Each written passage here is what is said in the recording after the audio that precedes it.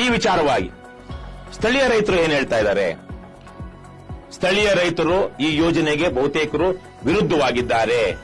ಅಲ್ಲಿ ಸುವರ್ಣಮುಖಿ ಮತ್ತು ವೃಷಭಾವತಿ ನದಿ ಹರಿಯುತ್ತಿರುವ ಕಾರಣದಿಂದಾಗಿ ಕೇವಲ 150-200 ಅಡಿಗೆನೆ ಸಮೃದ್ಧವಾಗಿ ನೀರು ಬೋರ್ವೆಲ್ಗಳಲ್ಲಿ ಸಿಗ್ತಾ ಇದೆ.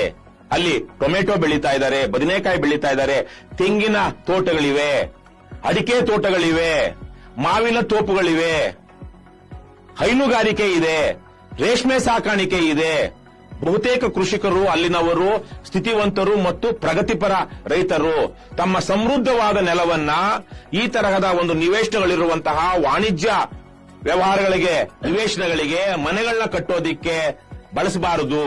ಇದು ಕೃಷಿ ಭೂಮಿ, ರೈತರ ಭೂಮಿ, ನಾವು ಈ ಭೂಸ್ವಾಧೀನಕ್ಕೆ ಒಪ್ಪಿಕೊಳ್ಳೋದಿಲ್ಲ ಅಂತೇಳಿ ಸುಮಾರು 425 ದಿನಗಳಿಂದ 15 ತಿಂಗಳುಗಳಿಂದ ರೈತರಲ್ಲಿ ಬಿಡದಿ ಹೋಬಳಿಯ ಬೈರಮಂಗಲ ಅನ್ನುವಂತಹ ಗ್ರಾಮದಲ್ಲಿ ನಿರಂತರ ಪ್ರತಿಭಟನೆಯಲ್ಲಿ ತೊಡಗಿದ್ದಾರೆ.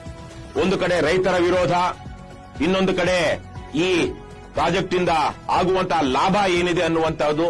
ಇವೆಲ್ಲದರ ಮಧ್ಯೆಯೂ ಇಲ್ಲ, ಈ ಪ್ರಾಜೆಕ್ಟ್ ನ ನಾವು ಇಂಪ್ಲಿಮೆಂಟ್ ಮಾಡಲೇಬೇಕು ಅಂತೇಳಿ ಒಂದಷ್ಟು ಪ್ರಭಾವಶಾಲಿ ರಾಜಕಾರಣಿಗಳು, ವಿಶೇಷವಾಗಿ ಉಪಮುಖ್ಯಮಂತ್ರಿ ಡಿ.ಕೆ. ಶಿವಕುಮಾರ್ ಅವರು ಸೇರಿದಂತೆ ಈ ಯೋಜನೆಯನ್ನ ಇಂಪ್ಲಿಮೆಂಟ್ ಮಾಡಲೇಬೇಕು ಅನ್ನುವಂತಹ ಹಠಕ್ಕೆ ಬಿದ್ದಿದ್ದಾರೆ. ಈ ಹೋರಾಟ ಮತ್ತು ಹಠದ ಮಧ್ಯೆ ಯಾರು ಗೆಲ್ತಾರೆ, ಮತ್ತೆ ಈ ಪ್ರಾಜೆಕ್ಟ್ ಇಂದ ಸಾಧಕ ಬಾಧಕಗಳೇನು?